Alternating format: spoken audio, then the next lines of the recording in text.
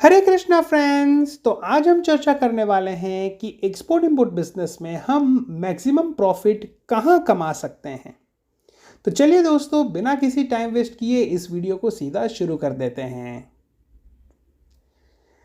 Actually most profitable area in export import business कौन सा है? ज़्यादातर हमको यही लगता है कि जो कोई भी सामान हम एक्सपोर्ट कर देंगे और जो सामान इंपोर्ट हो जाएगा तो एक्सपोर्ट इंपोर्ट ट्रेड में पैसा है। लेकिन एक्चुअली दोस्तों ये धारणा गलत है।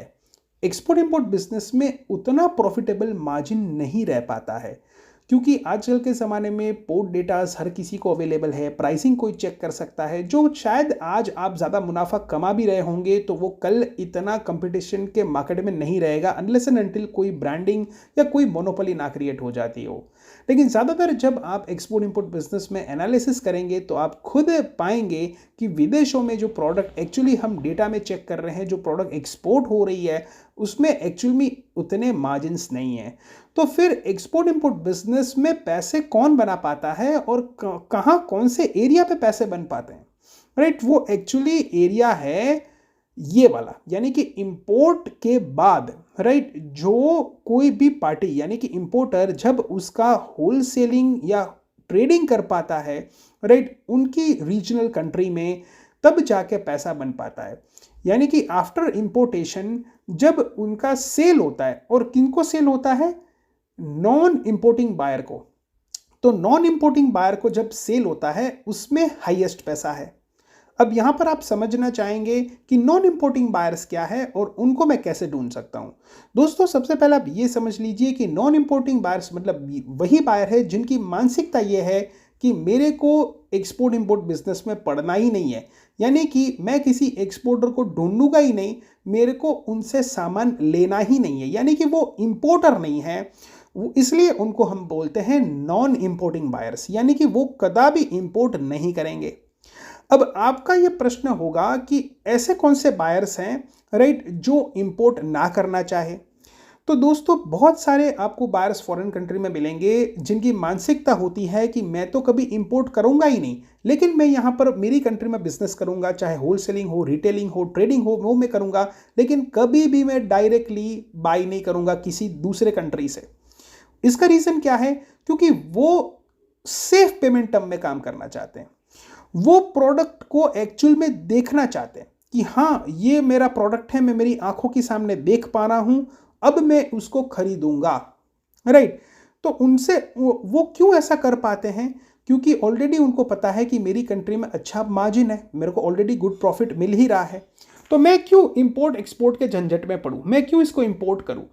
मैं डायरेक्टली कहीं लोकल मेरे को अवेलेबल होगा सामान, राइट, कहीं होलसेल में अवेलेबल होगा, बल्क में अवेलेबल होगा, तो मैं मान के चलिए कोई 100 रुपए की चीज़ है, अगर उसको इंपोर्ट करने में उसको 100 रुपए में चीज़ वो पड़ रही है 100 में। अब वो क्या सोचेगा कि अगर मेरे को लोकली है कई प्रोडक्ट मेरे को 110 रुपए में मिल रही है, तो मैं बड़ा रिस्क नहीं लेना चाहूँगा। राइट, मेरे को बड़ा रिस्क नहीं लेना, मैं 110 रुपए की मैं प्रोडक्ट को चेक करके, फील करके, एनालिसिस करके 110 की ले लेता हूँ, और आगे वो प्रोडक्ट जो है मैं 150 में बेच दूंगा, क्योंकि लोकल में तो मार्जिन्स अच्छे ही हैं। राइट, चाहे वो रिटेल करे या फर्दर आगे सेल करे। तो बहुत सारे ऐसे बायर हैं जिनकी मानसिकता है, क्योंकि आप जब सर्च करेंगे ना दोस्तों, बहुत सारे आप गूगल मैप्स के बायर निकालिएगा, बहुत सारे आप उनकी कंट्री के बायर सर्च करिएगा, आप वहाँ की उस कंट्री में विजिट करिएगा, तो आप खुद एनालिसिस कर पाएंगे कि बहुत सारे बायर्स तो हैं, प्रोडक्ट लेते हैं, राइट, उनको प्रोडक्ट की रिक्वायरमेंट भी है, लेकिन वो इंपोर्ट नहीं करना चाहते, वो इंपोर्ट में नहीं पड़ना चाहते, वो कस्टम क्लियरेंस प्रोसेस में नहीं होना चाहते। राइट, वो चाहते हैं कि प्रोडक्ट्स जो हैं अगर हम उनको लोकली डिलीवर कर दें, वहाँ पर कोई हम वेयरहाउस रख दें या कोई डिस्ट्रीब्यूशन नेटवर्क बना दे और लोकली ही उनको वहाँ पर प्रोडक्ट मिल जाए, तो अच्छा खासा पैसा भी दे सकते हैं और अच्छा खासा सेफ्टी में काम भी कर सकते हैं, क्योंकि वो सीमलेस ट्रेड चाहते हैं। राइट, तो बहुत सारे बायर्स जो हैं वो सीमलेस ट्रेड चाहते हैं, वो इंपोर्ट एक्सपोर्ट में पड़ना ही नहीं चाहते। तो जो कोई भी बायर जो प्रोडक्ट आपकी लेना चाह रहा है, लेकिन उसके पास या तो एक्सपोर्ट इंपोर्ट लाइसेंस नहीं है या एक्सपोर्ट इंपोर्ट करना नहीं चाह रहा है, उसको लोकली ही प्रोडक्ट्स लेनी है आपकी प्रोडक्ट्स, राइट, जो कस्टम क्लियरेंस फॉर्मेलिटी में नहीं आना चाहता, वो सारे नॉन इंपोर्टिंग बायर्स है। यानी कि बायर्स है लेकिन आप उसको इंपोर्टर्स नहीं कह सकते, इसलिए हम उसको नाम दे रहे हैं नॉन इंपोर्टिंग बायर्स।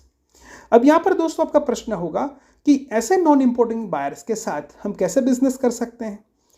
यहाँ पर शायद आपके माइंड में क्लिक हो रहा होगा कि ओ हमको तो फॉरेन में सेटअप करना पड़ेगा, तो एज ए स्टार्टअप हम फॉरेन में कैसे सेटअप कर सकते हैं। तो देखिए दोस्तों, इसका भी ऑप्शन आपको यहाँ पर सरकार ने आपके समक्ष रखा है, और ना केवल हमारी सरकार लेकिन दुनिया भर में इनकी चर्चा खास हो रही है। और ये टॉपिक हमारा है residency permit for foreign startups.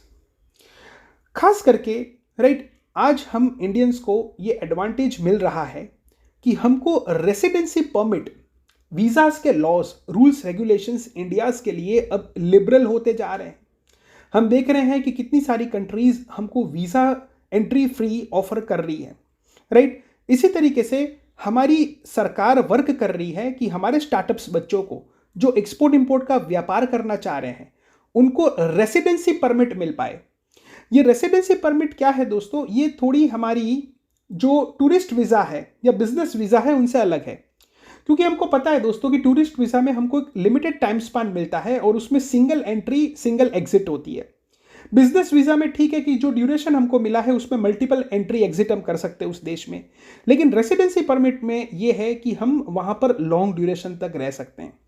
और आजकल के टाइम में हमको ऐसे ऑप्शंस मिलने जा रहे हैं कि जहाँ पर फॉरेन कंट्री में आपको सेटअप डालना भी मैंडेटरी नहीं होगा, या फिर सेटअप बहुत कम रेट पे होगा जिसकी भी कंप्लायंस काफ़ी कम होगी। तो एक कंसेप्ट के ऊपर खास हम सबको ध्यान देना होगा, that is residency permit for foreign startups. तो ये क्या है?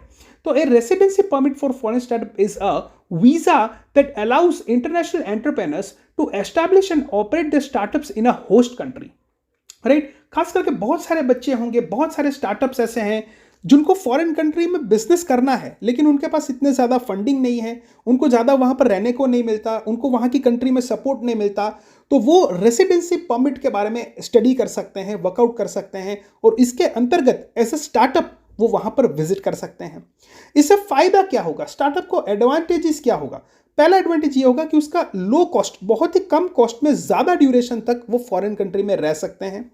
अब ना वहाँ पर काम भी कर सकते हैं। सीजनल स्टोर, जैसे सीजनल स्टोर होता है तो ज़रूरी नहीं है कि मैं वहाँ पर 12 मास यानी कि मैं 12 मंथ्स वहाँ पर रहूँ, पूरे साल रहूँ। मेरा सीज़न में काम होगा, राइट। उस सीज़न में, उस फेस्टिवल में मैं जा सकता हूँ, मेरे प्रोडक्ट्स को सेल करूँगा, राइट। मैं प्रॉफिट लेके वापस आ सकता हूँ, वापस मैं मेरे सीज़न में जा सकता हूँ। मेरे को वहाँ पर रिसर्च करनी है, क्योंकि डायरेक्टली मैं सेटअप क्यों करूँ, राइट। मैं केवल इंटरनेट में देख के, लोगों का बात सुन के मैं क्यों सेटअप करूं? मैं उस कंट्री में जाना चाहता हूं, लॉन्ग ड्यूरेशन तक देखना चाहता हूं, राइट। मेरे को वहां पर रिसर्च करनी, मेरे प्रोडक्ट्स वहां पर चलेंगे कि नहीं, मेरे को मार्जिन्स चेक करना है, मेरे को नेटवर्क चेक करना है, राइट। तो R&D के दृष्टिकोण से भी आप वहां पर जो है जा सकते हैं।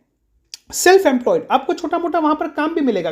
अब देखिए, काम का मतलब ये नहीं कि केवल वर्क परमिट की बात कर रहा हूं, वो तो है ही ऑप्शन, लेकिन उनके अलावा मेरे को वहां पर जाना है और मेरे को कुछ ऐसा काम करना है जो एक्सपोर्ट इंपोर्ट इंडस्ट्री में मेरे को फ्यूचर में काम आए। जैसे फॉर एग्जांपल, आप कोई कंट्री में विजिट कर सकते हैं और वहां पर आप QC, क्वालिटी चेक, सामान चेक कर सकते हैं। कि जैसे अगर किसी को उस देश से सामान लाना हो तो वहां की क्वालिटी चेक आप कर सकते हैं। वो भी एक बिजनेस हो गया, राइट, कि आप क्वालिटी चेक करके सप्लाई करवाएंगे। ऐसा भी आप बिजनेस कर सकते हैं कि वहां पर आप एज एन मीडिएटर या ट्रांसलेटर, नेगोशिएटर, बहुत सारा आप काम कर सकते हैं। अकाउंटिंग और other services, logistic, third party logistics, ऐसा भी आप कुछ छोटा मोटा सर्विसेज सेगमेंट भी आप करना चाहे तो कर सकते हैं।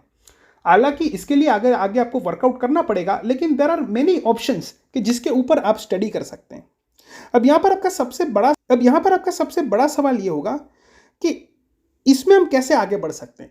ये सारी पॉइंट्स के ऊपर हम कैसे आगे स्टडी कर सकते हैं, ताकि हमको पता चले कि किस कंट्री में कैसे कंप्लायंस है और कौन सी कंट्री में सबसे मिनिमम कंप्लायंस है, या उस कंप्लायंस हमको फॉलो कर सकते हैं कि नहीं। तो इसके लिए दोस्तों सिंपल है, आपको गूगल सर्च करना है। अब इस तरीके से दोस्तों गूगल सर्च कर सकते हो, residency permit for foreign startups. ये आप गूगल सर्च कर सकते हैं। आपको बहुत सारी कंट्रीज के ऑप्शन मिलेंगे, राइट, कि जो स्टार्टअप्स के लिए रेसिडेंसी परमिट के स्पेशल प्रोविजंस बनाए हैं, राइट। आप केवल वैसे ही अप्रोच करोगे तो आपको इतना अच्छा रिस्पॉन्स नहीं मिलेगा। लेकिन आपको एज अ स्टार्टअप अप्रोच करना है कि भाई मैं आपके देश में स्टार्टअप करना चाहता हूँ, बिजनेस करना चाहता हूँ, उसके लिए रेसिडेंसी परमिट मेरे को चाहिए, राइट। तो यहाँ पर आप चेकआउट कर सकते हैं कि कौन कौन से कंट्रीज हैं जो आपको रेसिडेंसी परमिट प्रोवाइड करते हैं। आप स्पेसिफिक सर्च भी कर सकते हैं, जैसे residency permit for foreign startups in UK from India, right. तो आप स्पेशली इनके कंप्लायंस आप चेक कर सकते हैं कि ये किन को अलाउ करते हैं। तो आप जो है इस तरीके से जब आप सर्च आउट करेंगे तो आप काफ़ी अच्छी तरीके से जान पाएंगे they actually help us to provide, और उन लोगों के साथ आप वर्कआउट कर पाएंगे जो एक्चुअली नॉन इंपोर्टिंग बायर्स है। तो बस दोस्तों, आज के लिए मैं इतना ही रखना चाहूंगा। मिलते हैं अगले वीडियो में, तब तक के लिए जय श्री कृष्ण।